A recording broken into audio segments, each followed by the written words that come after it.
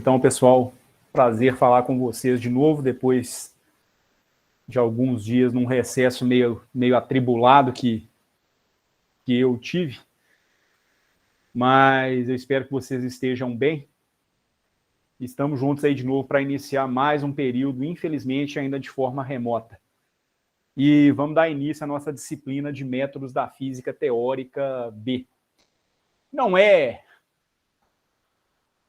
exatamente uma continuação do métodos A, né, para quem foi aluno de métodos A no período remoto passado, ou no caso do Kevin, do Vitor, que já tinha feito há algum tempo, mas algumas coisas que a gente viu em métodos A seguramente podem ser úteis, tá certo? Em algum momento, algumas coisas vão acabar sendo úteis, e em especial na segunda parte da disciplina, em que a gente deve discutir um bocado sobre equações diferenciais parciais. Então, vamos lá.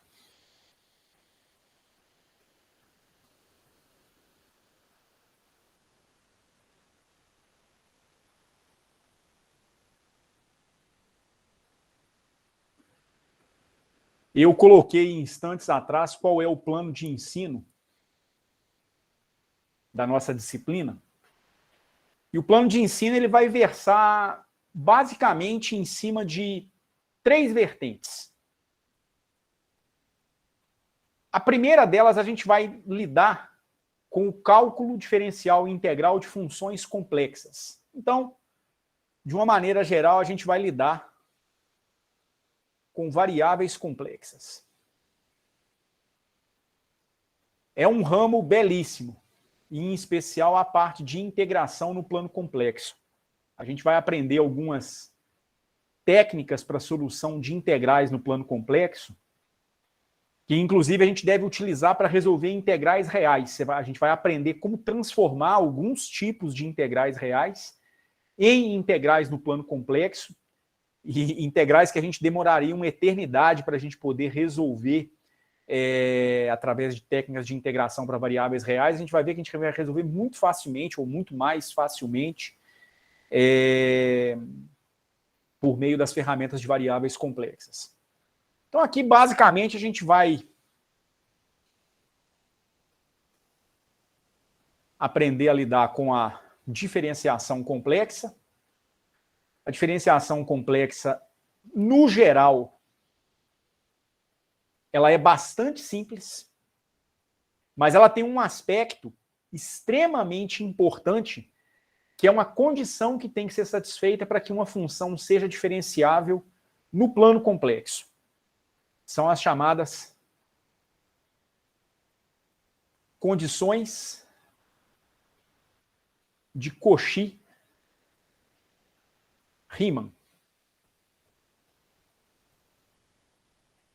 Essas condições elas vão nos permitir definir o que são as chamadas funções analíticas, que são funções que possuem derivadas no plano complexo, derivadas de todas as ordens. Depois, séries complexas.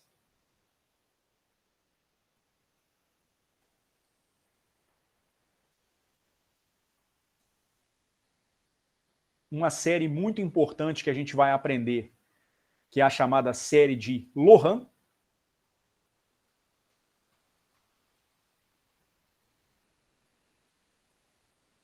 Resíduos de uma função complexa. O resíduo é uma ferramenta extremamente importante no cálculo de integrais no plano complexo, e a compreensão do que é o resíduo surge a partir da compreensão de como é que você implementa a série de Laurent de uma função complexa. Por isso que a ordem acaba sendo essa. Primeiro a gente tem que aprender um pouco sobre séries complexas, para a gente poder entrar no âmbito da série de Laurent. Entendido que como você implementa a série de Laurent, a gente vai aprender a calcular o resíduo de uma função complexa em um ponto no plano complexo. Calculado o resíduo, a gente vai entrar, então, na integração no plano complexo.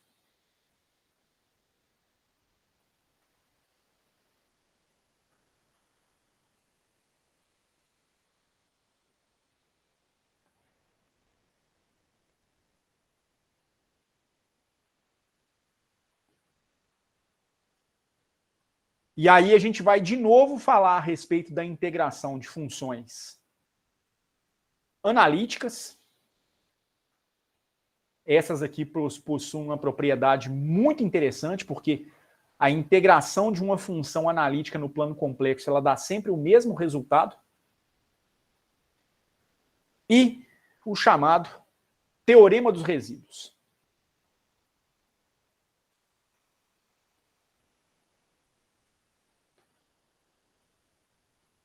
Feita, então, a integração no plano complexo, nós vamos ter condição de começar a lidar com transformadas de Fourier. Até dá para se aprender a calcular transformadas de Fourier, que são muito importantes em mecânica quântica, em mecânica, em eletromagnetismo. Dá para se aprender a lidar com transformadas de Fourier sem ter feito o cálculo no plano complexo. Mas você não consegue resolver toda a transformada de Fourier que você precisar se você não souber um pouco de cálculo no plano complexo. Algumas dá para fazer, como uma integração usual. Mas quando você cai numa integral que precisa ser resolvida via teorema dos resíduos, você vai precisar, então, de fazer a coisa no plano complexo. Tá certo? Isso é um resumo, pode ter mais algum tópico ou outro, mas, em essência, a parte de variáveis complexas vai versar mais ou menos nessa direção. Daí vem a parte de equações diferenciais parciais.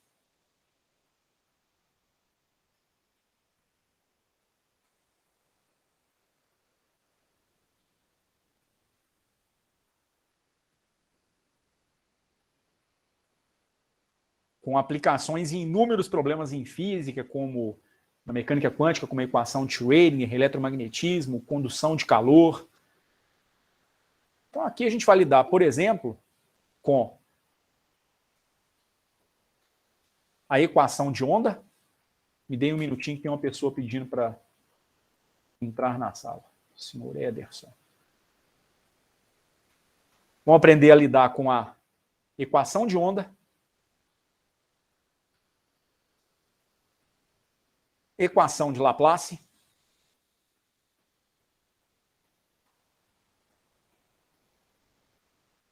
equação de Bessel. Equação de Bessel, até quem fez métodos A no período passado andou lidando bastante com ela, mas eu já coloquei a equação de Bessel pronta.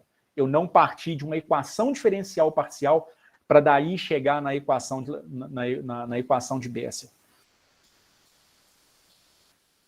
Equação da condução de calor.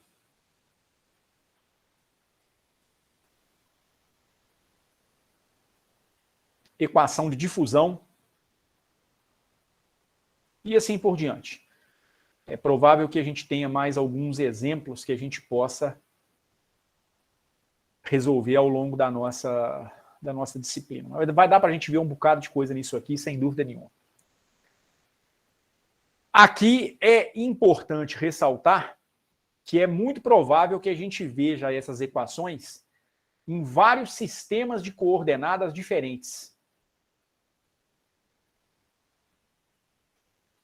Então, é usual a gente começar a resolver essas equações diferenciais parciais em coordenadas cartesianas, mas alguns problemas que a gente deve abordar devem ser migrados para outros sistemas de coordenadas, como coordenadas cilíndricas, e é daí que a gente vai cair em equações do tipo Bessel, certo? Ou coordenadas esféricas. Isso pode tornar o problema mais fácil, mais simples, enfim. Mas a gente deve dar uma olhada boa nisso aqui. E aí, por fim, o que deve ficar para o final da disciplina, que é a parte de teoria das distribuições, que é uma generalização do conceito de função.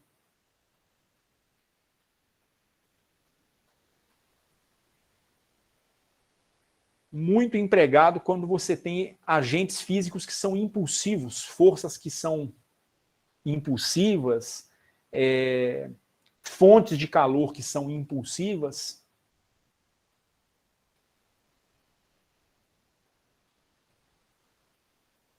Isso deve ser, então, o retrato, né, principal do nosso curso. Eu creio que, mesmo que trabalhando de forma resumida, um pouco mais compacta, em razão de nós termos apenas 14 semanas de aula, vai dar para a gente ver bem a parte de cálculo no plano complexo, a parte de variáveis complexas e a parte de equações diferenciais parciais.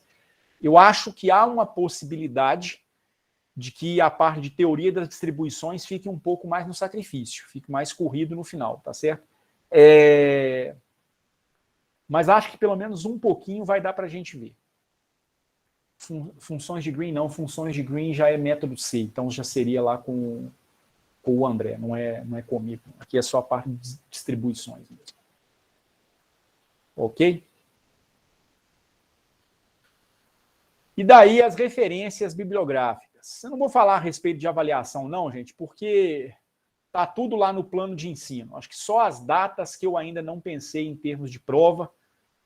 Eu espero, ao longo desse período, realmente colocar a avaliação no formato de prova, ainda que não seja uma prova usual, né, com um intervalo relativamente pequeno para ser feito.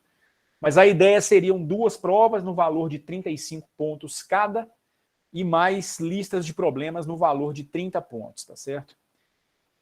Dependendo do andamento da disciplina, pode ser que a gente mude essas listas por apenas as provas apenas por listas de problemas, mas nesse período eu estou querendo fazer diferente, estou querendo colocar prova no sentido usual mesmo, tá certo? Algo individual para cada um de vocês fazerem. Mas essas coisas elas estão melhor discutidas lá no plano de ensino, exceção de datas. Então as datas das avaliações dá para a gente discutir agora, ok? Daqui a pouco. Quanto às referências bibliográficas, muita coisa parecida com o curso de métodos A, tá certo? Então, vai ser o bom e velho Butkov.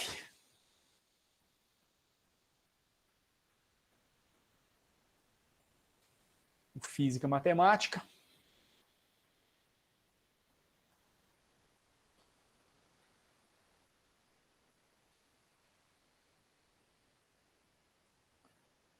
O livro do Arfking tem algumas coisas interessantes também.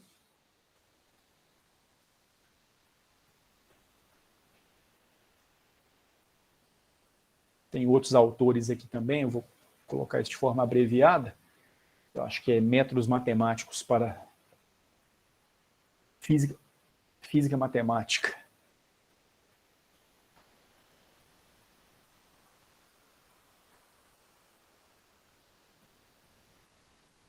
Métodos Matemáticos para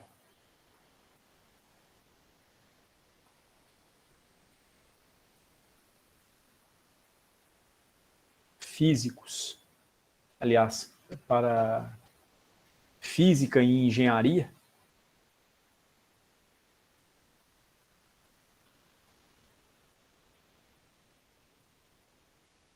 Na sua 6ª edição. Eu estou falando na 6ª edição, porque essa edição ela tem a tradução em português, tá certo? Então, quem eventualmente consegui-la, aliás, não é nem 6ª edição, não, minto, 7ª edição. Eu já chamei a atenção no curso de métodos A, nas ocasiões em que eu andei lecionando nesse formato remoto, que é o seguinte, esse livro do Arfking, ele é muito bom, no sentido de que o conteúdo dele é relativamente didático. Mas a tradução, eu não gostei muito da tradução. A tradução, na meu ver, ela possui várias falhas, algumas coisas que não são tão bem escritas, mas dá para acompanhar, tá certo? Quem já tem algum traquejo com o Butkov, quem já estudou pelo Butkov em algum momento, deve se lembrar que o Butkov é um livro mais casca grossa, ele é um livro mais... O texto dele é mais difícil de se entender em alguns aspectos.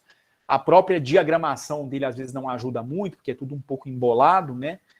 Mas é um livro excelente também, é usado no mundo inteiro. O Arfking é uma boa opção, mas eu não gosto muito da tradução do Arfking. Nada contra o livro, tá certo?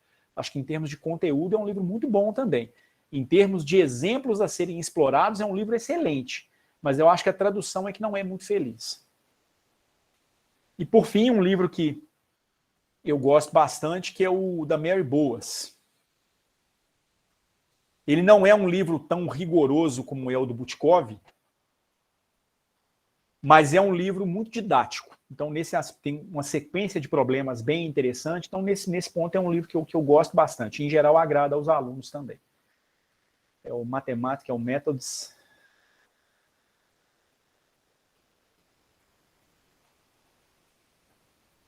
in the Physical Sciences.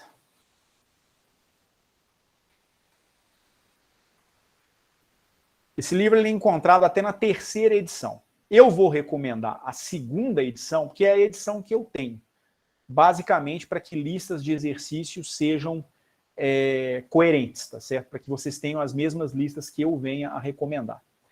Agora, tem um livro que eu não recomendei em métodos A, e eu vou recomendar em métodos B unicamente por uma razão. É um livro cujo conteúdo principal desse livro é apenas o de variáveis complexas, que é o livro do Churchill.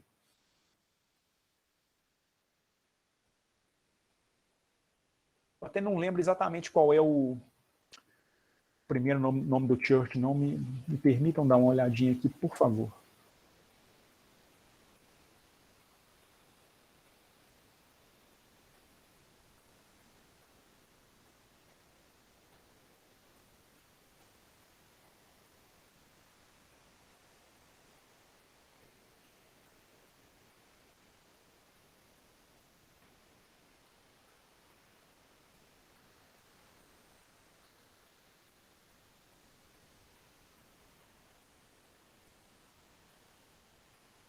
Eu não tô com ele aqui agora, não. Então eu não vou lembrar de. Eu acho que é Edwin Churchill, uma coisa assim. Só um instantinho, por favor.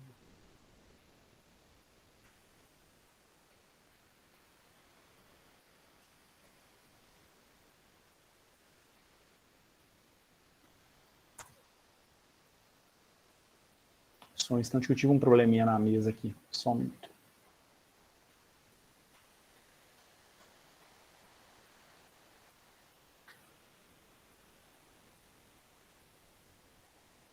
Ok. Ué.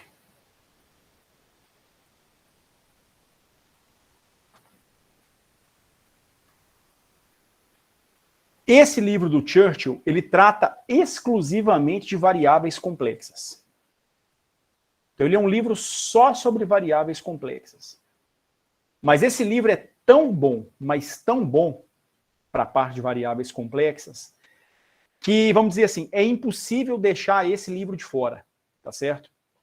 Não só pelo rigor dele, como pela quantidade de material que ele traz. Ele é um livro que vai se aprofundar muito mais do que o Butkov, do que o Arfking, do que a Mary Boas, na parte de variáveis complexas. Claro, é um livro somente para esse assunto, não à toa ele é tão mais completo. Sem ser necessariamente tão mais rigoroso. Na verdade, a gente não vai precisar de todo o rigor que o Churchill traz, não.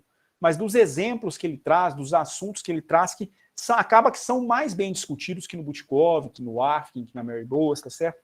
Então, para a parte de variáveis complexas, sem dúvida nenhuma, o livro do Churchill ele pode ser muito interessante. Tem também um outro livro, só que esse livro ele já não é da parte de variáveis complexas. Ele já é da parte de equações diferenciais parciais.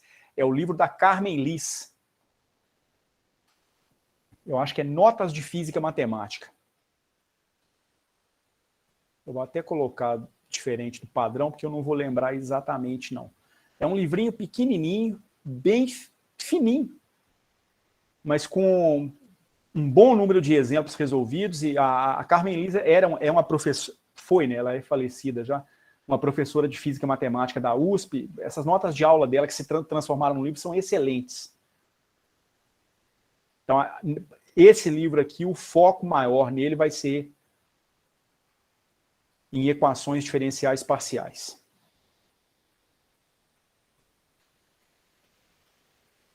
Eu acho que ela vai falar sobre distribuições também, se eu não estou enganado.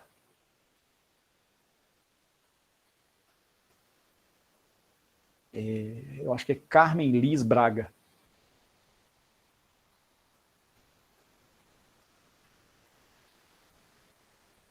Ok? Também é um livro bem bacana. Só que esse aqui vai versar somente sobre a segunda parte da matéria. Ok? Mas é um livro bem interessante para se estudar também. Bom, acho que não vou entrar em todos os detalhes das avaliações, não, mas só para a gente formalizar as datas, caso elas ocorram, prova 1 no valor de 35 pontos, prova 2 no valor também de 35 pontos, listas e eventuais outras atividades, alguma coisa que eu possa eventualmente pedir, algum estudo dirigido, alguma simulação computacional, no valor total de 30 pontos. Hoje é dia 13. Me permitam só conferir o calendário aqui por um instante, por favor.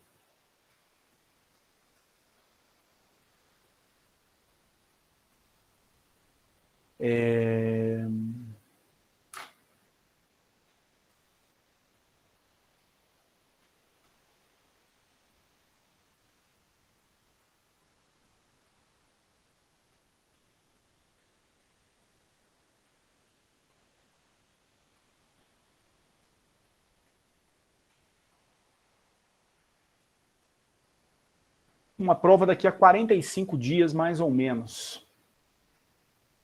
O problema é o seguinte, dia 1º de novembro dá uma segunda-feira, mas vai ser recesso por conta de feriado. 27 de outubro, uma quarta-feira. 27 de outubro. Vocês já têm alguma atividade marcada para esse dia, alguma prova? Eu não. Ainda não. Lembrando que assim, como a prova provavelmente não vai ser no horário da aula, a gente pode negociar isso aí.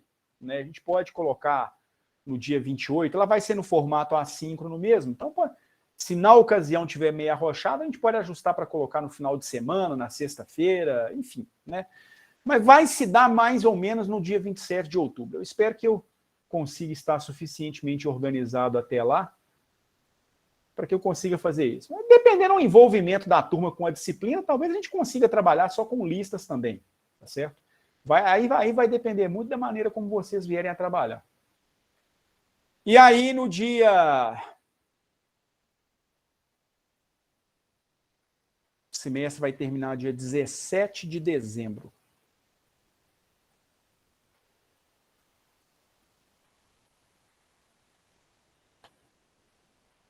(16, 15... Em princípio, 13 de dezembro.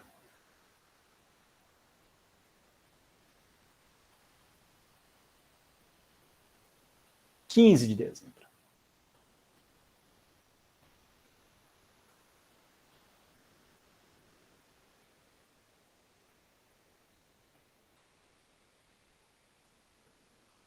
Na última semana de aula, a gente deve fazer uma segunda avaliação. Ok? Aquele mesmo esquema, esquema padrão. E isso aí está lá no plano de ensino, confiram lá no portal didático, por favor. Né? Se eventualmente for necessário, aí a gente vai ter uma prova substitutiva, né, para eventualmente, caso vocês não, alguém não tenha sido aprovado. Espero que isso não seja necessário até lá. Tá bom? Bom, queria então saber se vocês têm alguma pergunta, algum comentário. Podemos começar?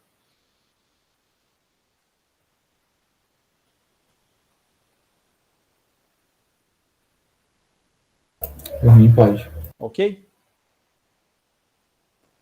Bom, eu não sei ao certo qual é o grau de conhecimento que vocês têm sobre variáveis complexas. Alguns aqui eu já tenho algumas noções, eu tenho alguma noção porque eu já mencionei algumas coisas em algumas disciplinas minhas anteriores, em especial no método ZA.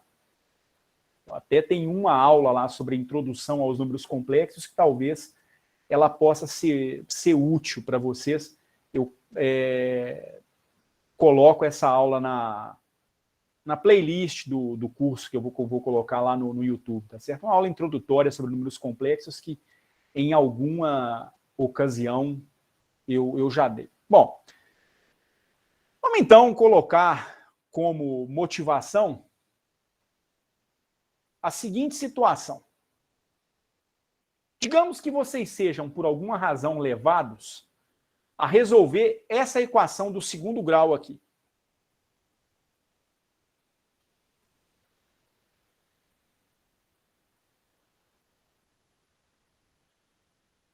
Digamos que você tem a equação x² mais 4 igual a 0. Mesmo que você não tenha tido nenhum contato na sua vida com variáveis complexas, com números complexos, você sabe que essa equação aqui ela possui um complicador para ser resolvida, porque ela vai envolver a extração da raiz quadrada de um número negativo. Então, as duas raízes para essa equação, elas seriam iguais a mais ou menos a raiz quadrada de menos 4. Essa raiz quadrada, ela não existe no conjunto dos números reais. Portanto, essa equação não possui uma solução no conjunto dos números reais. Quer dizer com isso que ela não possui solução? Quer. Quer dizer isso sim, no conjunto dos números reais. Mas isso não impede que a gente defina algum conjunto no qual essa equação possa ter solução. Resta saber que tipo de elemento deve pertencer a esse conjunto. Que tipo de operações esses elementos desse conjunto misterioso devem satisfazer. Então agora a gente deveria lançar para essa modificação a seguinte pergunta.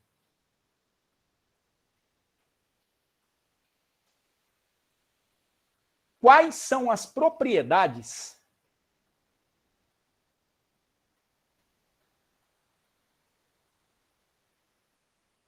um elemento que, entre aspas, eu vou chamar de número, porque ele não é um número no sentido usual, né, no sentido do conjunto dos números reais, mas que propriedades esse elemento deve satisfazer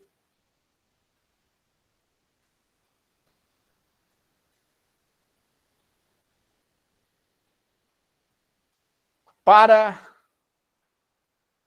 que ele possa ser uma solução de tal equação.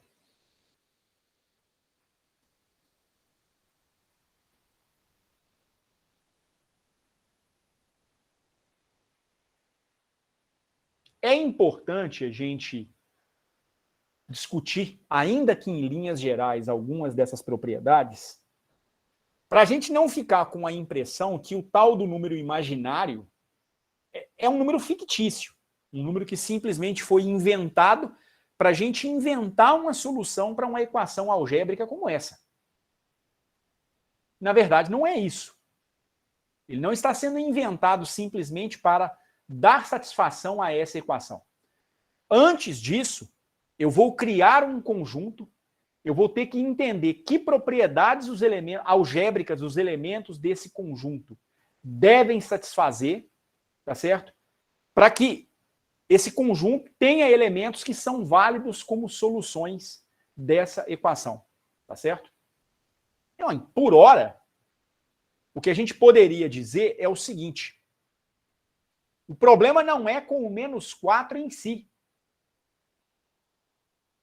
Porque, na verdade, a raiz quadrada de menos 4, ela poderia ser expressa como a raiz quadrada de menos 1 vezes a raiz quadrada de 4. A raiz quadrada de 4 existe no conjunto dos números reais. Ela é igual a 2. Ou mais ou menos 2, né? Como queiramos. Isso aqui vai dar mais ou menos 2, raiz de menos 1. O problema central é aqui. Quanto é a raiz quadrada de menos 1? Usualmente, nós chamamos a raiz quadrada de menos 1 por um símbolo.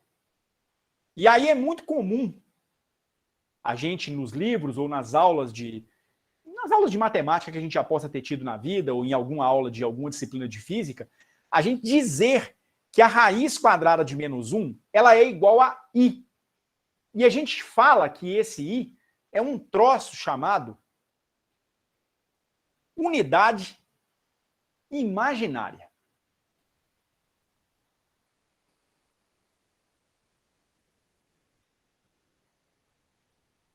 E aí, por esse nome estranho, fica parecendo que esse negócio de fato não existe.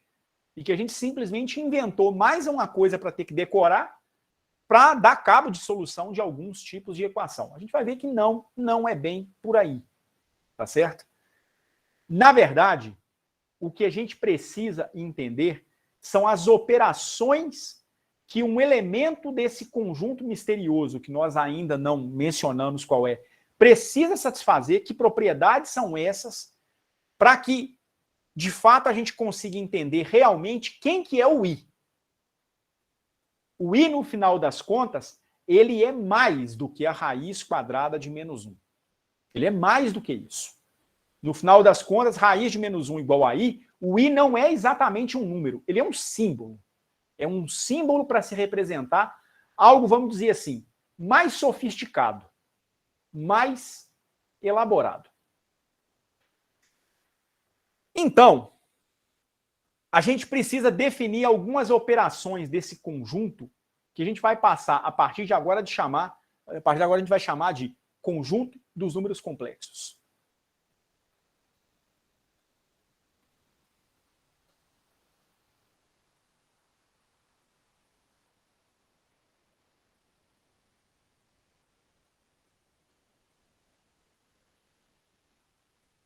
O conjunto dos números complexos vai ser o conjunto onde faz sentido definir a chamada unidade imaginária.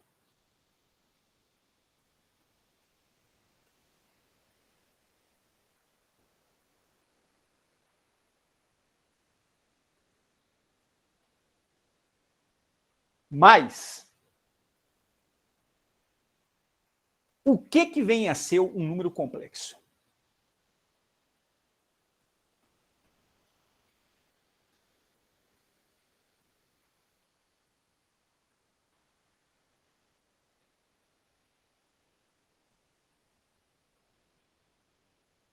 Essa é a pergunta de R$1 milhão ou $1 milhão da aula de hoje. Talvez essa e o começo da nossa próxima aula, nós entendermos em linhas gerais o que vem a ser um número complexo. Na verdade, um número complexo não é um número exatamente. Um número complexo, na verdade, é um par ordenado. Então, ele é um objeto que vai ser composto não por um número, mas sim por dois. Então, um número complexo é um par ordenado.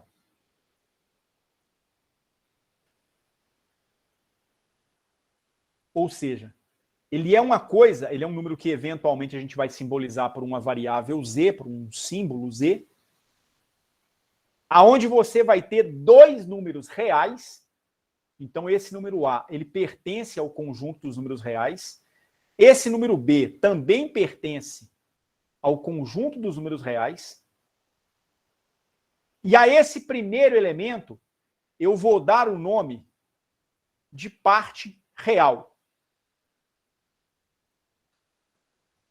E a esse segundo elemento, eu vou dar o nome de parte imaginária.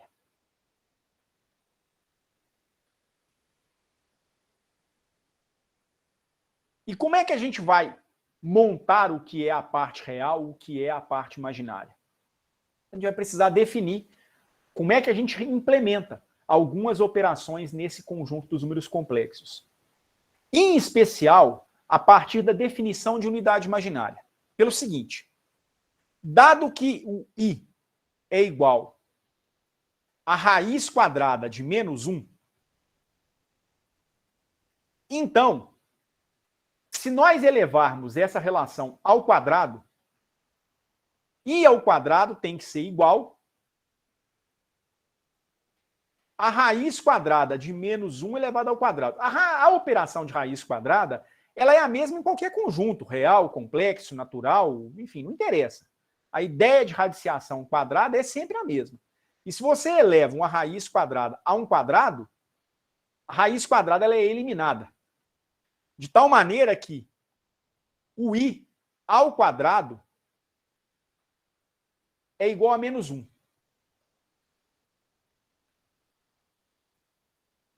Certo? E aí vem a pergunta. Como será que eu faço para inventar um número complexo que, multiplicado por ele próprio, dá menos 1? Essa é a questão. Eu vou ter que inventar um número, tá certo? Na verdade, eu vou ter que inventar um par ordenado, onde esse par ordenado elevado ao quadrado me retorna o valor menos 1. Não há nenhum conjunto dos números, nenhum elemento no conjunto dos números reais em que isso aconteça. Então a gente vai ter que pensar como é que a gente implementa isso no conjunto dos números complexos. Vejamos então como é que a gente vai proceder. Para isso, a gente vai ter que fazer o seguinte. O I ao quadrado, ele equivale a I vezes I. I vezes I é igual a menos 1. Ou seja, por trás da noção de potenciação, existe, na verdade, a noção elementar de uma multiplicação.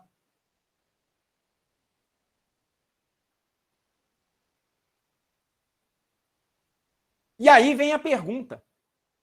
Como será que eu implemento a multiplicação no conjunto dos números complexos?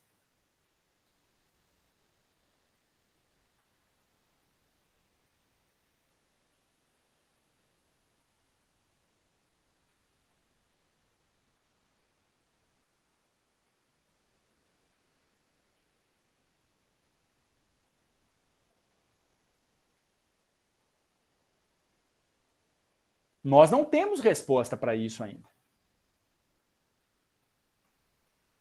Nós vamos ter que caçar essa resposta. A gente vai ter que tentar descobrir uma maneira de como é que a gente implementa a multiplicação no conjunto dos números complexos. Então, digamos que eu tenha um número complexo Z igual a B. E como eu estou falando em calcular I ao quadrado, digamos que eu queira calcular, ao invés de um I, eu pegue um elemento qualquer no conjunto dos números complexos, um Z, e eleve esse Z ao quadrado. Ora, Z ao quadrado equivale a fazer Z vezes Z. Então é multiplicar o número complexo por ele próprio. É isso aqui que nós não sabemos fazer ainda. Como que eu multiplico o par ordenado AB pelo par ordenado AB? Talvez a gente encontre uma resposta para isso lá no cálculo vetorial. Porque isso aqui lembra um produto escalar de dois vetores. Se eu for fazer o produto escalar de dois vetores, como é que a gente procede?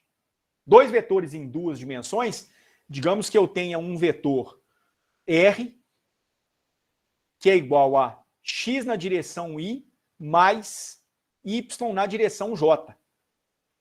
Se eu quero fazer o produto escalar de R com R, lá do cálculo vetorial eu sei que isso equivale a calcular o módulo desse vetor R elevado ao quadrado. E lá no cálculo vetorial, isso aqui equivale a fazer x na direção y mais y na direção j, fazendo produto escalar com x na direção y mais y na direção j. Ora, eu sei como é que eu implemento essa operação lá no cálculo vetorial. Porque eu sei que i escalar com i dá 1, mais i escalar com j dá 0. J escalar com i dá 0 também. E j escalar com j dá 1. Fazendo como usual no cálculo vetorial, isso aqui me dá o teorema de Pitágoras. Isso aqui me dá x ao quadrado mais y ao quadrado. É o módulo do vetor em R2.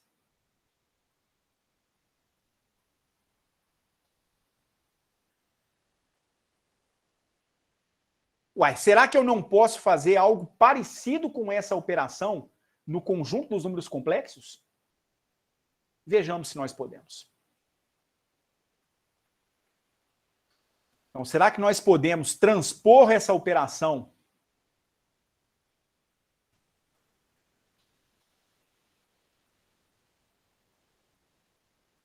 para o conjunto dos números complexos? Será que eu posso fazer a multiplicação da mesma forma?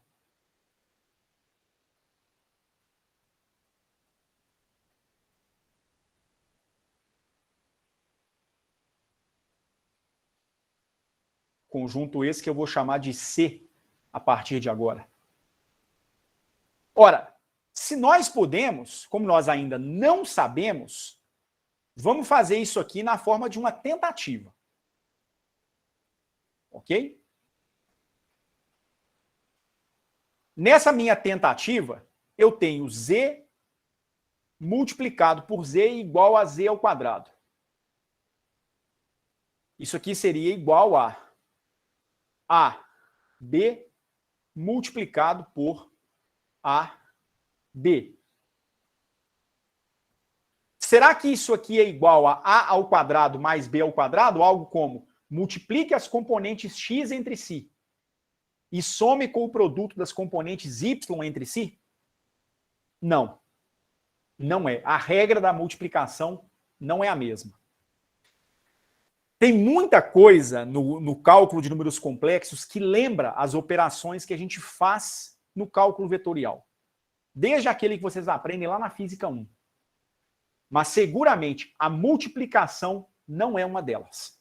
A multiplicação não imita o que acontece no conjunto dos números reais em R2, para vetores. Ela não imita. Então não vai funcionar. Vamos verificar o seguinte.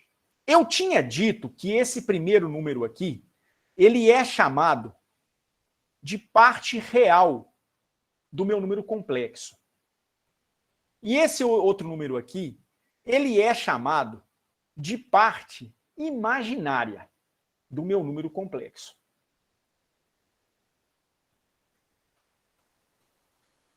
Digamos que o número seja puramente real.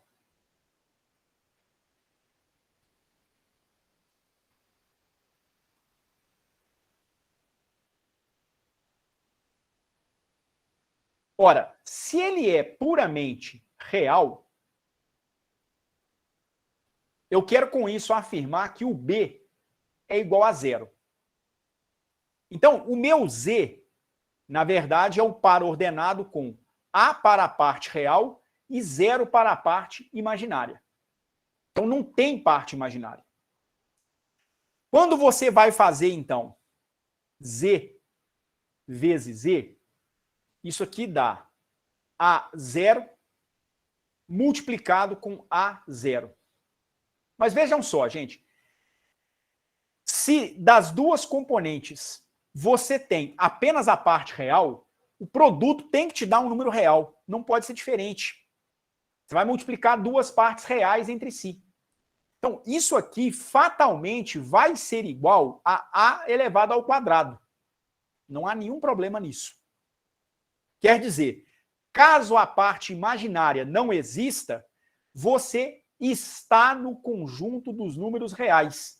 Então, nós podemos seguramente afirmar que o conjunto dos números reais ele está contido no conjunto dos números complexos. Ele é um caso particular dos números complexos, caso a parte imaginária for zero. O contrário é que você não pode falar. Digamos que o número é puramente imaginário. Então ele não pode pertencer ao conjunto real. Ele não é definido no conjunto real. Então vamos imaginar o seguinte. Vamos imaginar que o meu número é puramente imaginário. Ele é um imaginário puro, então ele não tem parte real.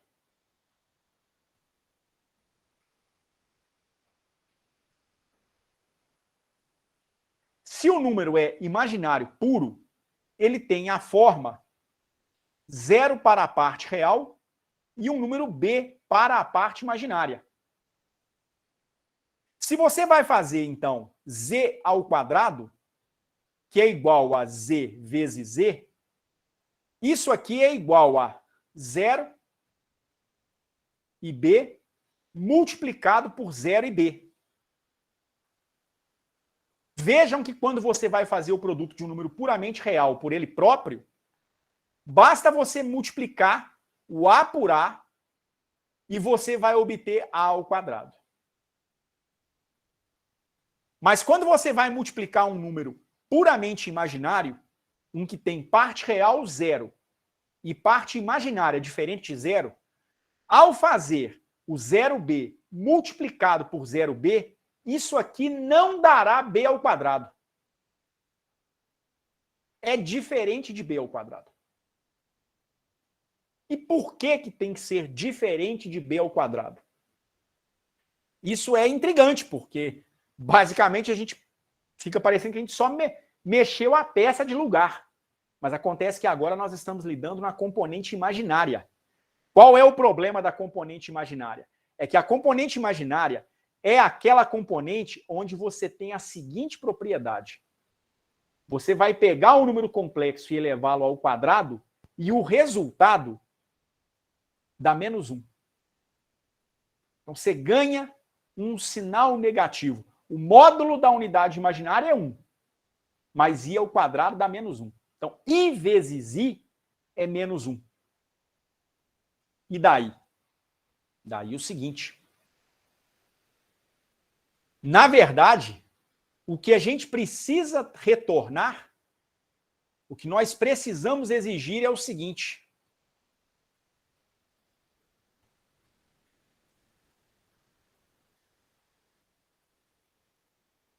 Se eu vou fazer um número complexo puramente imaginário, 0 e b, multiplicado por outro número puramente imaginário, 0 com b, isso aqui tem que ser igual a menos b elevado ao quadrado. É isso que tem que dar. Não pode dar b ao quadrado. Por quê? Pelo seguinte, vamos imaginar que o meu b seja igual a 1. O número imaginário mais simples que a gente pode ter. Uma unidade no eixo imaginário. 0, 1. 0 e 1. Esse número é que é a representação no plano complexo daquilo que eu chamo de unidade imaginária. Então, a unidade imaginária, aquele i, na verdade, não é um número, é um par ordenado no plano complexo. Mas é um par ordenado em que a primeira componente vale 0 unidades, que é a real, e a parte imaginária vale 1 unidade. E aí nós definimos que o 0, 1 multiplicado por 0, 1, ou seja, multiplicado por i, isso é igual a i vezes i, que é igual a i ao quadrado, que por sua vez é igual a menos 1. Isso significa o seguinte: nós precisamos bolar uma maneira pela qual eu consiga implementar o produto de variáveis no plano complexo, de tal forma que, se o número for puramente real, quando você multiplica ele por ele próprio, ele vai te retornar o número real elevado ao quadrado. Se ele for puramente imaginário, quando você multiplica ele por ele próprio, dá o número elevado ao quadrado a menos de um sinal negativo. Porque isso aqui equivaleria a fazer o quê? 0b multiplicado por 0b equivale a isso aqui, ó. Você poderia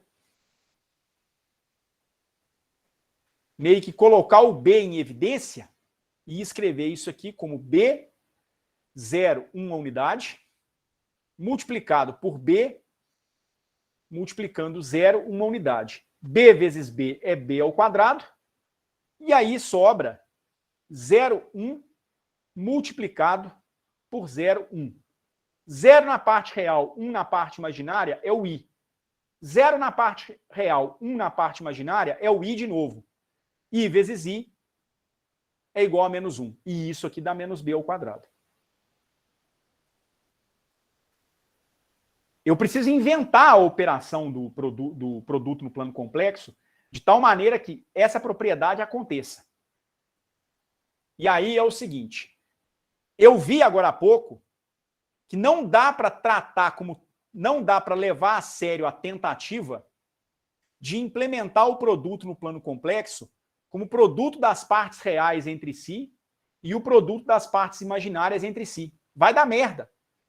Porque se isso aqui fosse A2 mais B2, eu não vou ganhar o sinal negativo que eu preciso. Eu estou dizendo, se eu faço isso, se eu faço 0B com 0B, ou AB com AB, e trato isso como um produto escalar, eu teria B ao quadrado no resultado da parte imaginária. Eu preciso ter menos B elevado ao quadrado. Para que eu tenha o I ao quadrado, que equivale ao par ordenado 0, 1 multiplicado por ele próprio, me retornando menos 1 como resposta. Então chegou o momento da gente tentar verificar como essa operação precisa realmente ser implementada. Para isso, convém a gente falar a respeito da forma algébrica de um número complexo. É a representação mais comum de um número complexo. É mais até do que o tal do par ordenado que eu mostrei para vocês agora há pouco. Na verdade, é o seguinte, toda vez que você tem um número complexo Z com parte real A e parte imaginária B, ele pode ser representado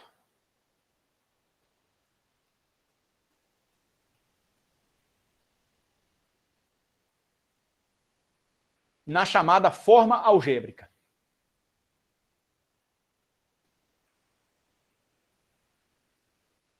O que é a tal forma algébrica? O par ordenado A para a parte real, B para a parte imaginária, ele equivale a você escrever A somado com I vezes B.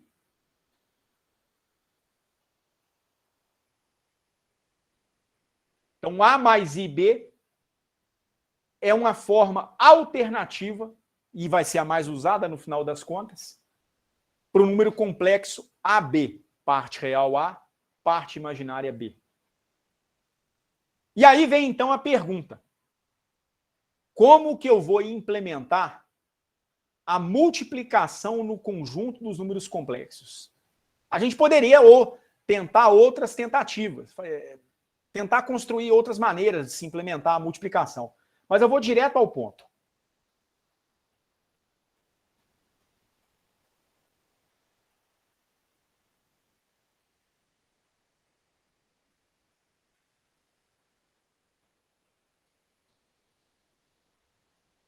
A multiplicação no conjunto dos números complexos, um número Z1 multiplicado por um número Z2, ou seja, agora eu vou assumir dois números complexos diferentes, isso aqui então seria um par ordenado A1, B1, multiplicando um outro par ordenado complexo A2, B2. Você não implementa isso como um produto escalar. Não implementa. A única maneira de que isso aqui reproduza o fato de que um número complexo elevado ao quadrado vai lhe trazer aquele menos 1 que a gente deseja é se a multiplicação for implementada da seguinte maneira. A1 vezes A2 menos B1 vezes B2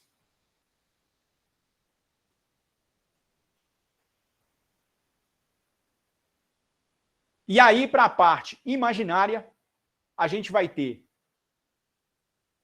A1 vezes B2 mais B1 vezes A2. Por quê? Bom, gente, é uma longa história para poder se chegar nessa operação. Muito se deve a um matemático francês chamado Évariste de Galois. O Galois foi um dos principais estudiosos da álgebra de números complexos e eu tenho a impressão que foi ele que descobriu que o produto correto de números complexos, que me retorna aquilo que eu desejo para um número complexo, em especial para um número complexo puro, é esse aqui. O produto tem que ser dado dessa maneira. Nenhuma outra forma vai me reproduzir o que eu quero. Vamos imaginar que esses dois números complexos tenham apenas a parte real, aliás, a parte imaginária. Então, digamos que eu tenha o A1 igual ao A2 igual a zero. Então, nesse caso, tanto o Z1 quanto o Z2, eles são imaginários puros. O Z1 ele vai ser igual a 0B1 e o Z2 vai ser igual a 0B2. Se você vai fazer Z1 vezes Z2, isso vai ser igual a, os As sendo 0, 0 vezes 0 vai dar 0. Aí você vai ter B1 vezes B2, mas multiplicados entre si vai dar um sinal negativo. Menos B1 vezes B2. Com o A1 sendo 0, 0 vezes B2 dá 0. E com o A2 sendo 0, 0 vezes B1 vai dar 0 também. Então a segunda parcela me daria 0. Isso aqui é o que eu teria caso o meu número complexo tivesse apenas parte real. Então vamos imaginar o seguinte. Vamos imaginar o caso que para nós é o mais importante. Esse para mim é o mais importante, para eu poder entender de uma vez por todas esse negócio. Vamos imaginar que o B1 seja igual ao B2 iguais a 1. Se eu vou fazer, então, Z1 vezes Z2, isso aqui vai ser igual a o par ordenado 0, 1, multiplicado com o par ordenado 0, 1. Eu vi agora há pouco que esse par ordenado ele tem que me resultar em menos 1 como resposta. Agora a gente vai entender o porquê. É porque, se em decorrência dessa maneira de se fazer a multiplicação, eu uso esse resultado daqui de cima, isso aqui vai dar menos 1, que é o valor do B1, vezes 1, que é o valor do B2, e 0. Menos 1 vezes 1 é menos 1. Mas aí, esse novo número complexo, ele tem apenas parte real. Quando o número complexo tem apenas a parte real, ele é pertencente ao conjunto dos números reais. Então, ele é simplesmente o número complexo menos 1. Quando nós estamos dizendo, então, que o i ao quadrado é igual a menos 1, na verdade, ele não é exatamente igual a menos 1. Sim, ele é igual a menos 1. Mas, mais do que isso, isso é um símbolo para um par ordenado. O par ordenado aonde a parte real vale menos 1 e a parte imaginária vale 0. E aí, com isso, como é que essa operação, como que esse produto vai ser realizado na forma algébrica, que é a maneira que usualmente a gente vai trabalhar. Dessa maneira aqui. Z1 vezes Z2 vai ser igual a A1 mais I vezes B1 multiplicado por A2 mais I vezes B2. Você vai fazer A1 vezes A2 mais A1 que multiplica IB2, então I que multiplica A1 B2, mais I que multiplica B1 A2, mais I vezes I, que é I ao quadrado, B1 vezes B2. E aí agora sim, por definição, o I ao quadrado, ele vale menos 1. E aí aqui eu tenho o produto de dois números reais e aqui o produto de outros dois números reais. Eu posso separar a parte real da parte imaginária. Isso aqui vai me dar A1, A2, menos B1, B2. Mais I que multiplica A1, B2, mais B1 vezes A2. É um novo número complexo. É um novo número pertencente a esse conjunto. Assim como os originais, ele tem parte real, ele tem parte imaginária. Ou seja, esse produto gerou um novo elemento que pertence ao mesmo conjunto. Isso também pode ser colocado na forma de um par ordenado, que é aquele que eu havia escrito agora há pouco. A1, A2, menos B1, B2. E aí, para a parte imaginária, A1, B2, mais B1 vezes A2. É assim, então, que eu implemento o produto de dois números complexos. Provavelmente, muitos de vocês já têm uma boa noção sobre isso já. Alguns talvez não saibam, ou talvez nunca tenham visto, né, o que significa, de fato, afirmar que o tal do I ao quadrado é menos 1. Na verdade, é isso, né? O I ao quadrado ser igual a menos 1 significa que você está definindo uma operação em um conjunto, chamado conjunto dos números complexos, onde você vai multiplicar dois pares ordenados entre si. E esse menos 1 ele vai surgir da parte do par ordenado, que a gente chama de parte imaginária. Antes que eu prossiga, alguma pergunta, alguma dúvida?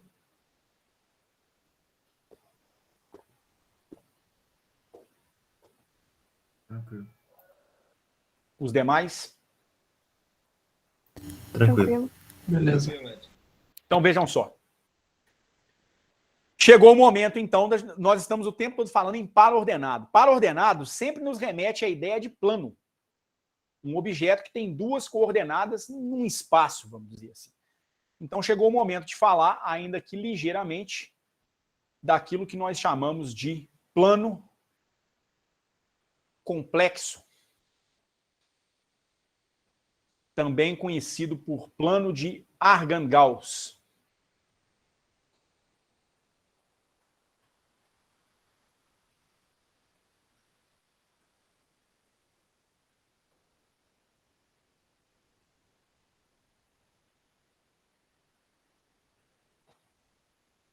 Na verdade, né, é o plano onde a gente vai ter a representação gráfica de um número complexo.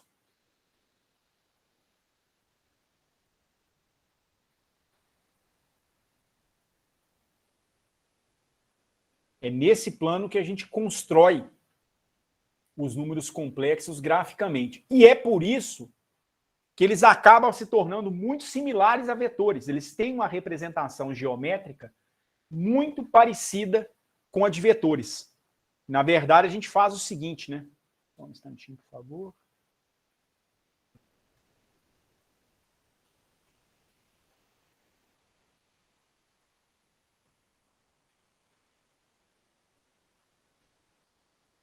Tudo bem.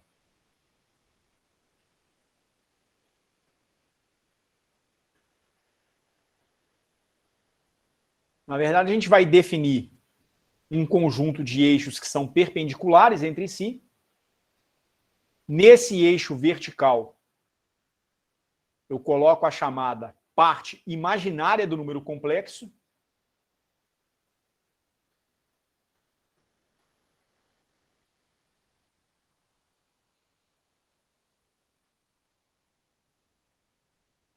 E aqui, ao longo do eixo X, é usual a gente colocar a parte real do número complexo. E aí, no final das contas, um número complexo Z, ele é um ponto nesse plano. É isso aqui que é um número complexo, de onde a gente vai tirar uma parte real e uma parte imaginária.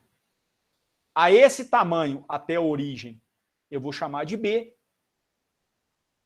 A esse tamanho da origem até a projeção aqui do Z no eixo X, no eixo horizontal, eu vou chamar de A.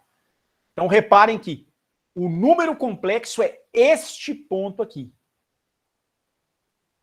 E ele é representado na forma algébrica por A mais I vezes B. Automaticamente, a gente vai poder falar no módulo de um número complexo. E é no módulo de um número complexo que a coisa começa a se assemelhar com vetores em R2. O módulo, na verdade, é a distância do ponto do número complexo, do ponto que representa ser número complexo, até esta origem. Então, a essa flecha aqui, que eu vou associar a ela um certo tamanho ρ, eu dou o nome de módulo do número complexo.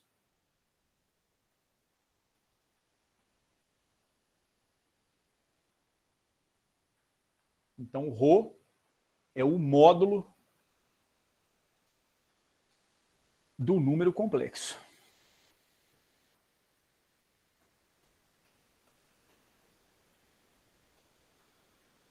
A geometria não é traiçoeira.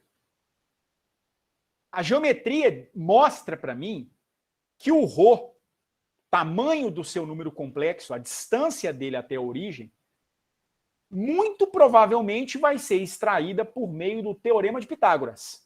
Então dá para perceber que isso aqui forma um triângulo retângulo. Então é razoável imaginar que o ρ realmente seja dado pela raiz quadrada de A ao quadrado mais B ao quadrado.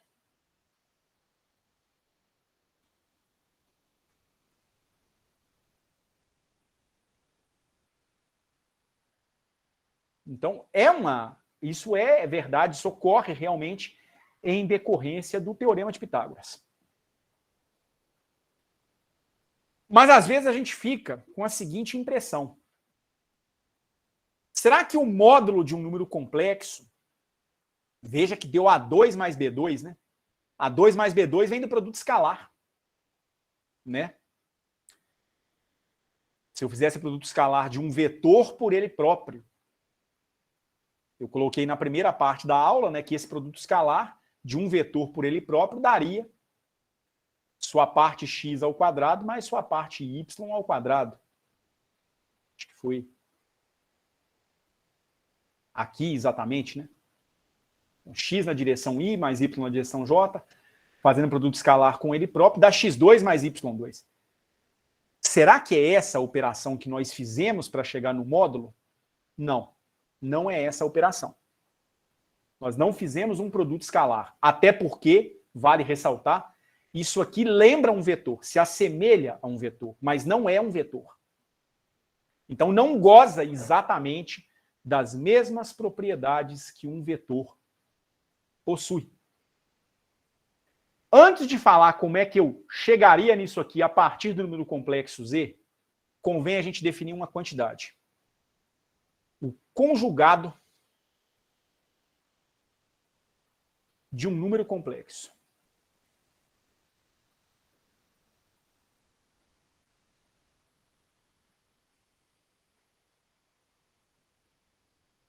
Que eu vou chamar de Z barra ou Z estrela. Eu vou usar as duas simbologias, vou chamar a atenção, porque dependendo do texto chama de Z estrela, dependendo do texto, chama de Z barra, então, eventualmente, eu posso chamar de Z estrela, posso chamar de Z barra, mas, no final das contas, eu estou querendo dizer a mesma coisa, tá certo?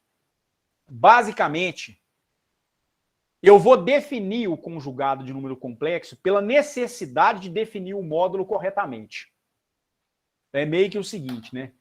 Eu vou inventar um número por conta de uma necessidade que eu tenho. Porque eu sei que se eu fizer Z vezes Z, eu fico com a impressão que eu teria um módulo do número complexo. Não, não tem. Isso não me dá o módulo do número complexo. Porque isso aqui seria igual a AB multiplicado por AB. Isso aqui me daria A ao quadrado menos B ao quadrado. E aqui eu teria 2 vezes AB. Que seria A vezes B mais B vezes A. Na forma algébrica, isso aqui vai dar uma parte real A2 menos B ao quadrado. E a parte imaginária vai dar I vezes 2 AB. Quer conferir isso aqui? Coloca na forma algébrica. A mais BI e multiplica por A mais BI usando a propriedade distributiva. Vai dar A vezes A, BI vezes BI, que vai dar menos B2, certo? A vezes BI, BI vezes A, que dá esse termo 2AB, você reproduz esse número aqui. Isso não é um módulo. E a razão é simples. O módulo é uma quantidade estritamente real, porque ele é medidor de uma distância. Ele mede uma distância de um ponto a outro, em geral, uma origem. A distância é uma quantidade inerentemente real. E aqui eu tenho uma quantidade imaginária. Exceto se a parte imaginária for zero. Se o B for zero, 2A vezes zero vaza. A2 menos B2 é A2, porque o B vai ser zero. E aí o módulo, né, ao quadrado seria simplesmente o produto dos dois números. Mas isso é o que acontece no conjunto dos números reais. Repara que isso aqui não reproduziu o resultado que eu espero do Teorema de Pitágoras. Que o Teorema de Pitágoras, que me dá de fato essa distância, ele daria ρ ao quadrado igual a A2 mais B2. Daí eu tiro ρ igual a raiz quadrada de A2 mais B2. É um número puramente real. Aqui não só não deu A2 mais B2, deu A2 menos B2, como ainda deu uma parte imaginária. Então, tirar o módulo de um número complexo não significa multiplicar o número por ele próprio. Quem já fez estrutura da matéria, alguns de vocês fizeram com o Pedro no período letivo passado, quando vocês trabalharam com a chamada equação de Schrödinger, e aí vocês iriam calcular a integral do módulo da função de onda, muitas vezes a gente se pergunta lá na mecânica quântica por que para calcular a integral da densidade de probabilidade eu não multiplico a função de onda por ela própria em todo o espaço. Não multiplico ela por ela própria porque, em geral, a função de onda vai ser uma quantidade complexa. Para ela me retornar um número real, eu precisaria que a parte imaginária fosse zero. Normalmente, isso não é verdade, na maioria dos problemas sérios de mecânica quântica. E aí vocês devem ter visto lá com o Pedro, ou com outro professor que vocês tenham feito estrutura, se é que já fizeram, que, na verdade, quando você vai calcular essa integral, você multiplica a função de onda pelo seu complexo conjugado, porque é isso aqui que te dá um número real. E é isso aqui que pode ter uma interpretação probabilística. Isso aqui pode ter. A função de onda multiplicada por ela própria, não. A despeito dessa pequena viajada que eu dei nesse momento, né? Vejam que lá na estrutura você precisou definir a função de onda complexa conjugada. Aqui eu estou fazendo uma coisa até anterior. Eu estou definindo o conjugado de um número complexo. O conjugado de um número complexo ele é definido da seguinte maneira. Eu vou definir Z barra para o complexo Z da seguinte maneira.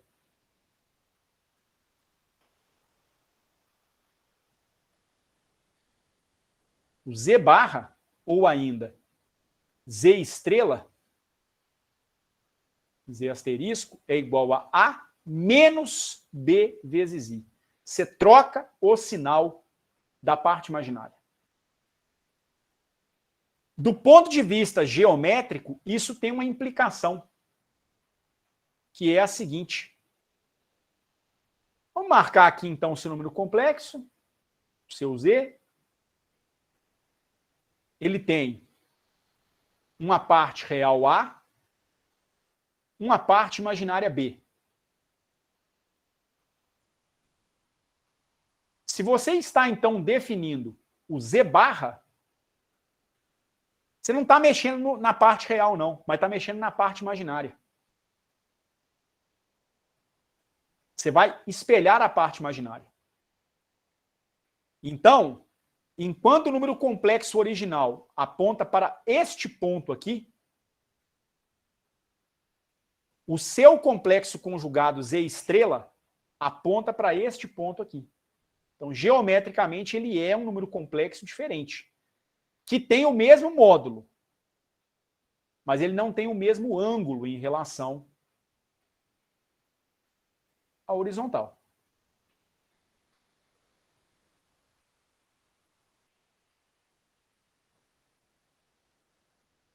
E aí, se a gente faz multiplicação de Z com Z barra,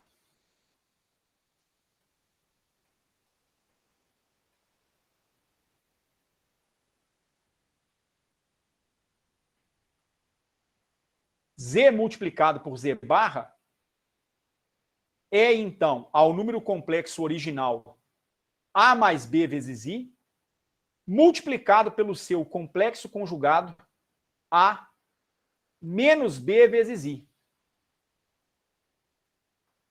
Vamos fazer usando para ordenado. A vezes A ao quadrado, menos B que multiplica o segundo número, que é o menos B. Isso aqui vai te dar a parte real. Aí agora vem as partes imaginárias, que são os termos cruzados. A vezes menos BI, menos AB vezes I. BI vezes A. B vezes A vezes I. Aí esse número aqui é igual a esse. Menos AB mais BA, multiplicado por I. A parte imaginária vai ser zero. E aí sim, Z vezes Z barra me retorna algo que remete ao teorema de Pitágoras. A2 mais B ao quadrado para a parte real e zero para a parte imaginária. Isso aqui é o módulo do meu número complexo elevado ao quadrado.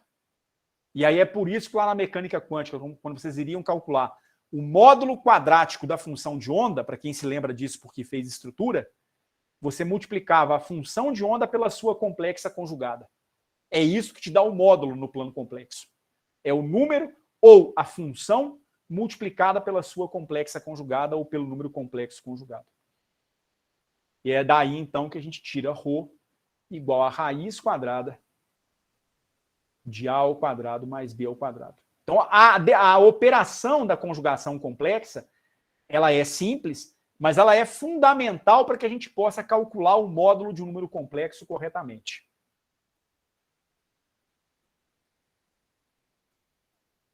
Podemos prosseguir? Alguma pergunta? Tá tranquilo. Tranquilo? Deixa eu só tomar um golinho de água aqui, só um minutinho, gente, por favor.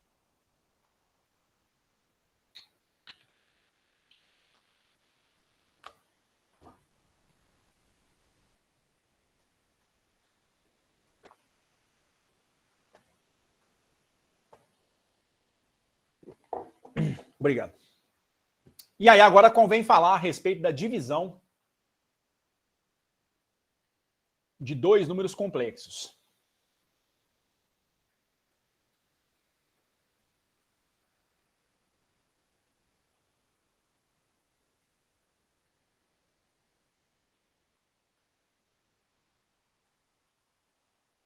Da mesma forma que no conjunto de números reais, né, eu não posso fazer uma divisão por um número nulo. Então, se eu tenho Z2 diferente de zero,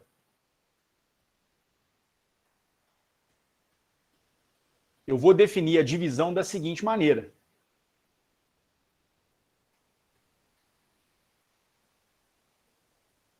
Digamos que eu tenha dois números, Z1 e Z2, pela seguinte operação.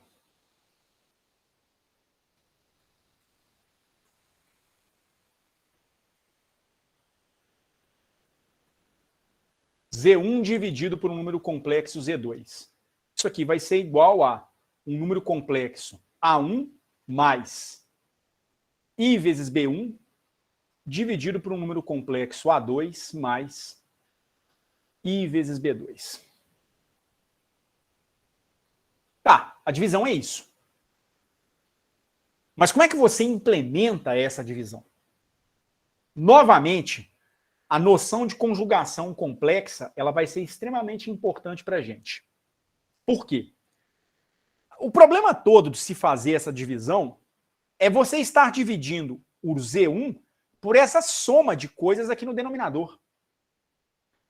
Eu não posso fazer como os minions e dizer que A1 mais IB1 dividido por A2 mais IB2 é igual a A1 mais IB1 dividido por A1 mais A1 mais IB1 dividido por IB2. Essa operação aqui, ela não funciona nem na Terra plana. Não é assim que a divisão é implementada. Você não pode quebrar o denominador em duas partes dessa maneira. Por outro lado, se você usar a conjugação complexa, você pode se livrar desse problema. Porque você pode transformar o denominador em um objeto que tem parte real e parte imaginária num objeto puramente real.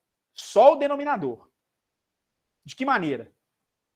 Eu vi agora há pouco que o módulo de um número complexo ele depende de você multiplicar o número complexo pelo seu complexo conjugado.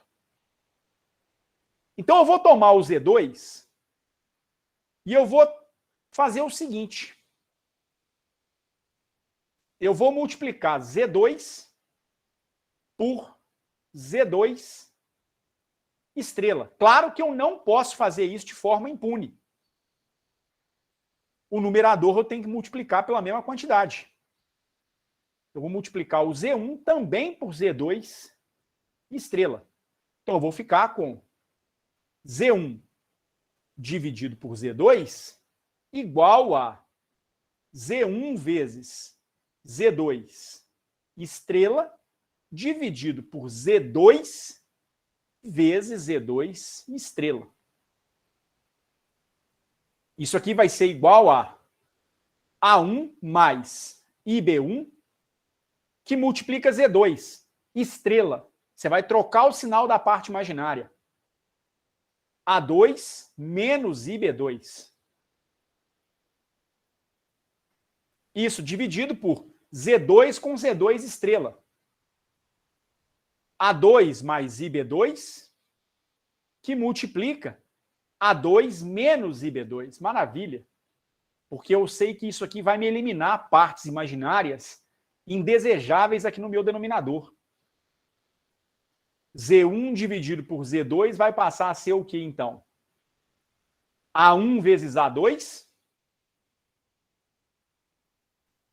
mais B1 vezes B2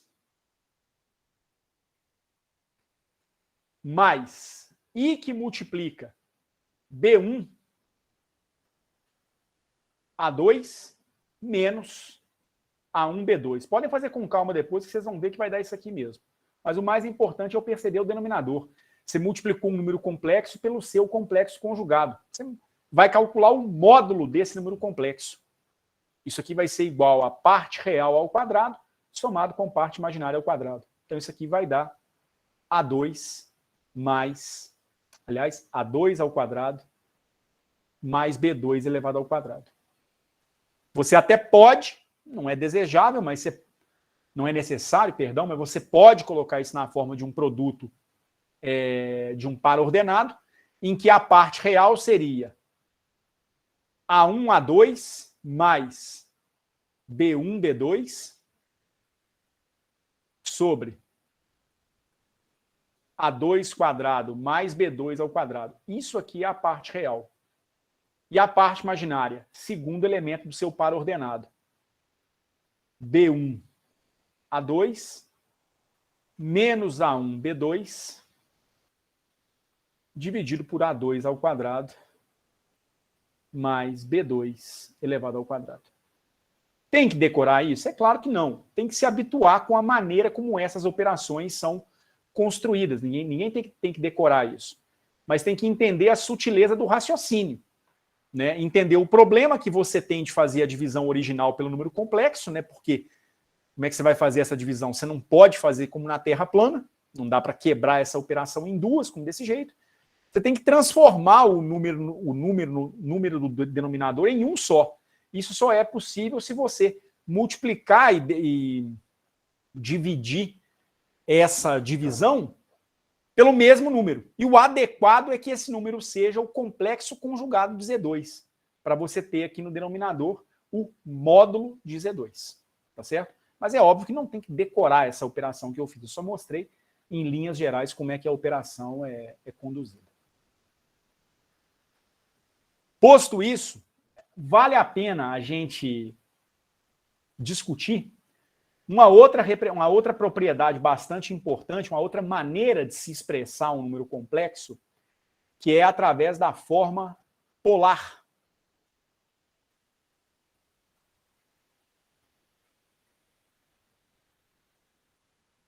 De um número complexo. Isso aqui é conhecido como primeira fórmula de De Moivre. Eu tenho a impressão que é esse o nome mesmo. Se não for, depois, na quarta-feira, eu corrijo para vocês. Que é o seguinte. A representação de um número complexo no plano, ela me traz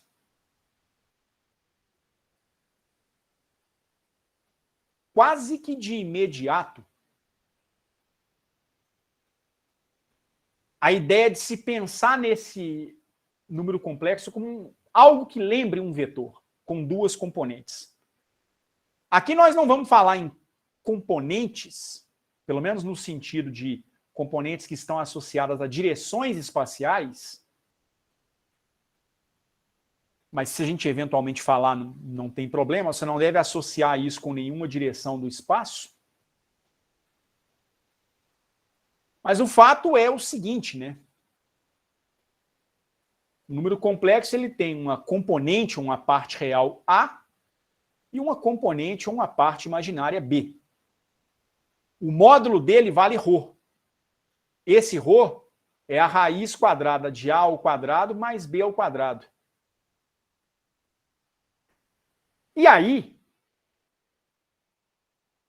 a gente tem a seguinte possibilidade. A posição desse ponto no plano complexo faz com que o seu módulo faça um certo ângulo θ em relação ao eixo real. Automaticamente o A é um cateto adjacente a esse ângulo θ e o B é um cateto oposto. Então, de imediato, eu poderia escrever que o A é a hipotenusa vezes o cosseno de θ e o B é a hipotenusa vezes o próprio seno de θ. Da forma algébrica, a gente tem, então, uma possibilidade muito interessante, que é a de escrever um número complexo em termos desse ângulo e do módulo. Isso aqui me daria ρ cosseno de θ mais I vezes Rho vezes o seno de θ. Posso colocar o Rho em evidência. Isso aqui me dá cosseno de θ mais I vezes seno de θ. Essa representação do número complexo em termos do seu módulo e do ângulo, ela é chamada de forma polar de um número complexo.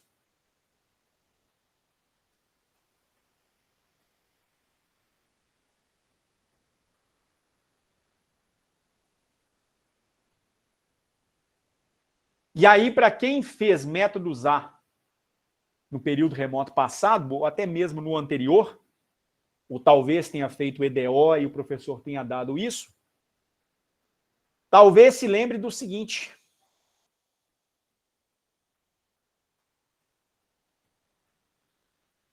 Cosseno de θ mais I vezes o seno de θ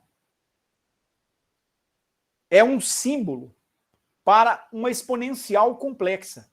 Isso aqui é chamado de exponencial de I vezes θ. Isso aqui costuma ser chamado de fórmula de Euler.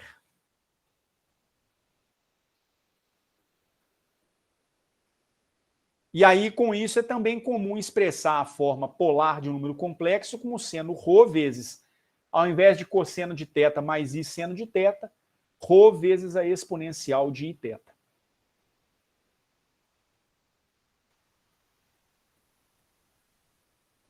Isso aqui será extremamente importante e útil para nós lá na parte de integração no plano complexo. Transformar um número complexo na sua forma polar através da fórmula de Euler. Vai ser extremamente importante.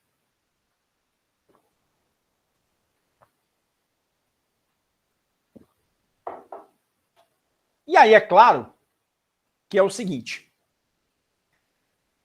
Será que é possível representar todas as operações que a gente viu até agora na forma polar? A forma polar ela nos poupa muito trabalho, podem ter certeza. E por isso vale a pena aprender a implementar as operações usando a forma polar. Vamos ver então. Vamos então colocar a forma polar para o produto de dois números complexos. No primeiro momento, eu nem vou fazer a forma polar, não.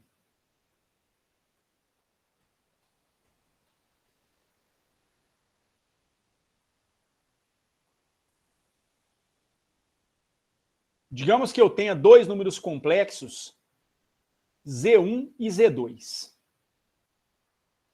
dados por A1 mais I vezes B1, multiplicando um segundo número complexo A2 mais I vezes B2. Isso aqui vai dar A1, A2, menos B1, B2, mais IB1, A2, mais IB2, A1, na forma algébrica. Mas, por outro lado, esse número complexo ele tem um certo módulo e um certo ângulo em relação à horizontal. Aqui cabe um comentário breve. Esse ângulo ele é chamado de argumento do número complexo.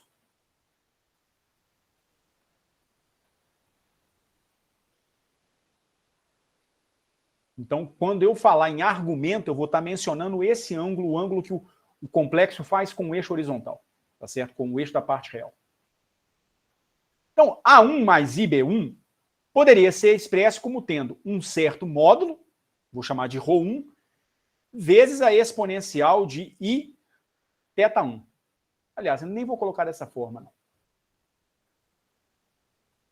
Isso aqui daria Rho1 que multiplica cosseno de θ1 mais I vezes o seno de θ2.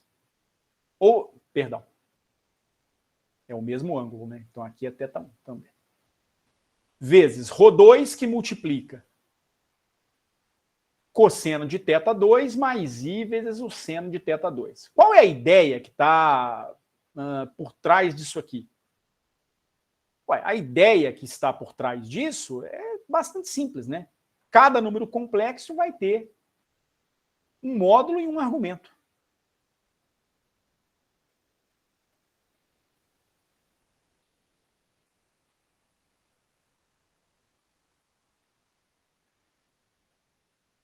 Então, aqui eu vou ter o primeiro número complexo, que eu vou chamar de Z1. Aqui eu vou ter o segundo número complexo, que eu vou chamar de Z2. Esse aqui tem um ângulo θ2, esse aqui tem um ângulo θ1. Esse aqui vai ter um módulo ρ1, esse aqui vai ter um módulo ρ2. E eu poderia expressar esses dois camaradas na forma polar dessa maneira. Ok? Ora, isso aqui vai dar o quê? ρ1 vezes ρ2, ou seja, dá o produto dos módulos, vezes cosseno θ1, cosseno θ2,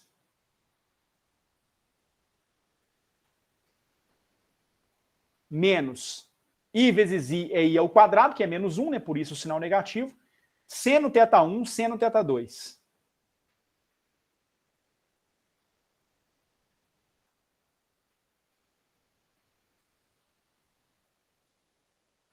Vezes cosseno θ1, seno θ2.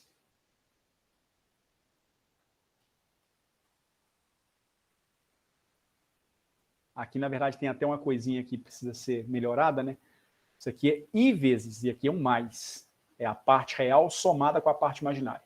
Então, cosseno θ1 multiplicado com seno θ2, mais um I que já foi colocado em evidência, seno θ1, cosseno θ2.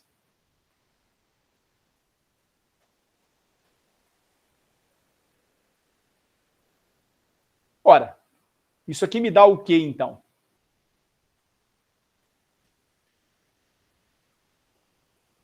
Lá da trigonometria, cosseno de θ1, cosseno θ2, menos seno θ1, seno θ2, isso aqui é o cosseno da soma de dois ângulos.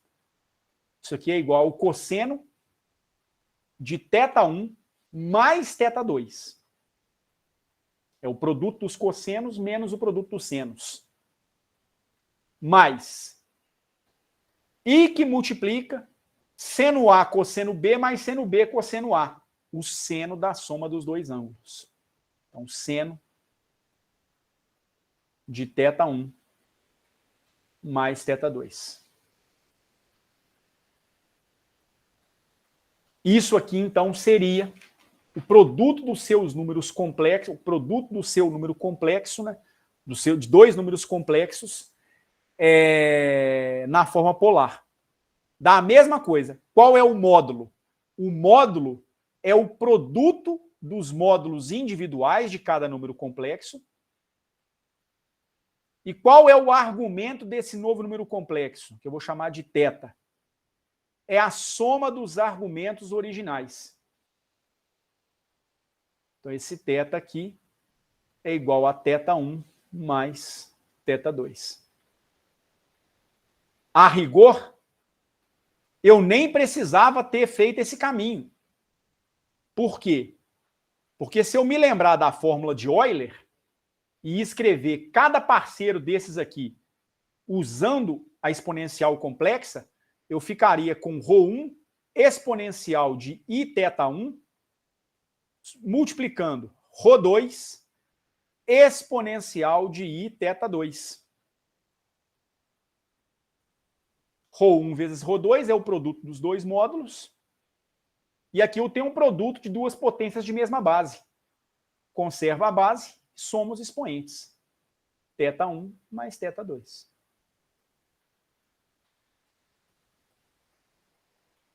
Mas a exponencial de I vezes boi é o cosseno daquele boi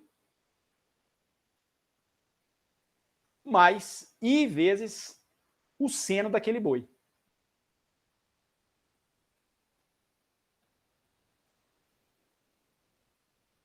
Poderia ter seguido esse caminho também. Deixo, então, como uma atividade para vocês algo que vai ser meio óbvio, que é o seguinte. E a divisão? Como é que a gente vai fazer a divisão de dois números complexos na forma polar?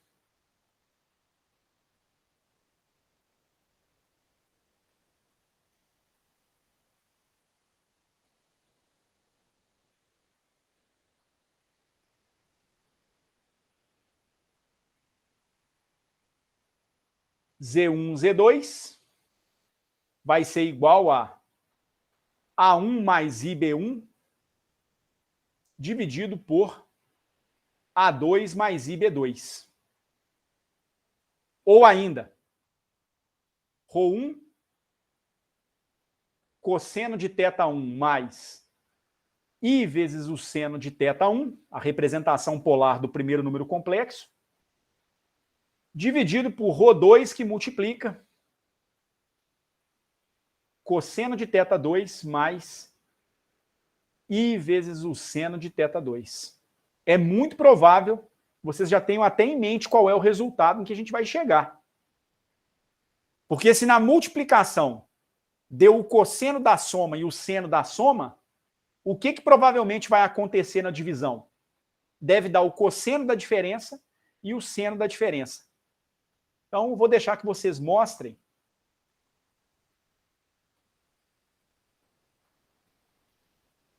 Que Z1 dividido por Z2 vai ser igual a ρ1 dividido por ρ2, que multiplica cosseno de θ1 menos θ2, mais I, que multiplica o seno de θ1 menos θ2. É só aplicar a definição de conjugação complexa para implementar essa divisão, fazer a sequência das operações que vão surgir na sequência, que vocês vão ver, vocês vão chegar nesse resultado aqui. Vai dar certinho.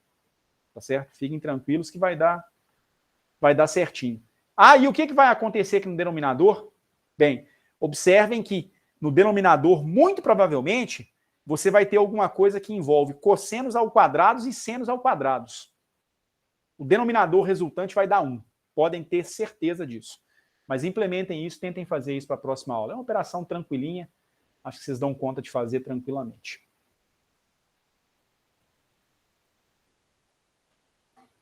E aí, como se dará a potenciação de um número complexo?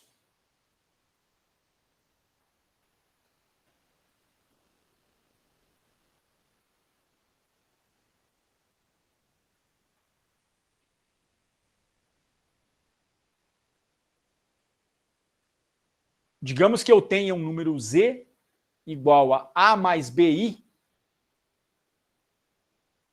e eu peço que vocês calculem para mim esse número, um número Z', igual a Z elevado a 150. Bom, isso aqui vai ser igual a Z vezes Z vezes Z vezes Z vezes Z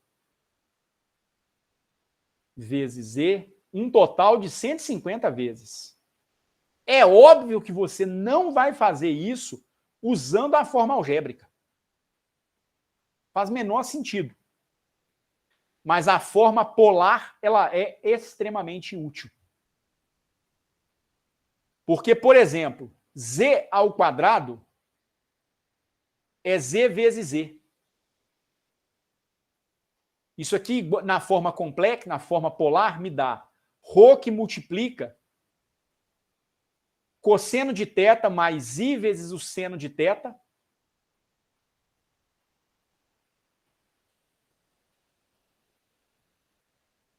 multiplicado por ρ, que multiplica cosseno de θ mais I seno de θ. É um número complexo multiplicado por ele próprio. Podem fazer essa conta, vocês vão ver que isso aqui vai dar ρ, que multiplica cosseno de 2θ mais I vezes o seno de 2θ. Aliás, vai dar ρ ao quadrado, né? Porque é ρ vezes ρ. Tudo bem, mas se você não estiver convencido, calcule Z ao cubo, que é Z vezes Z vezes Z. Se você fizer isso, você vai calcular z ao quadrado multiplicado por z. Isso aqui é igual a z ao quadrado que você acabou de obter multiplicado por z. Se você fizer isso, você vai ver que isso aqui vai dar ρ3 cosseno de 3θ mais i vezes o seno de 3θ.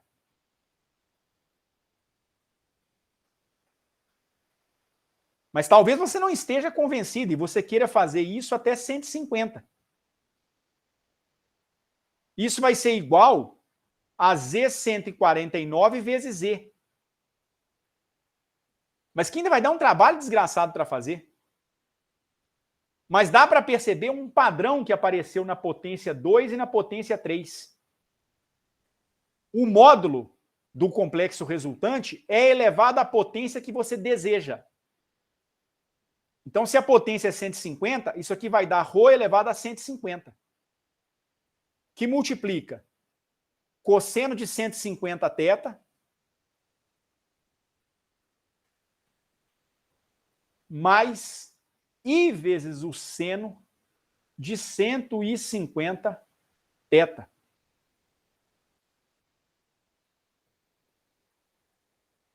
E aí, para todo número inteiro, n, que for inteiro, isso é uma exigência,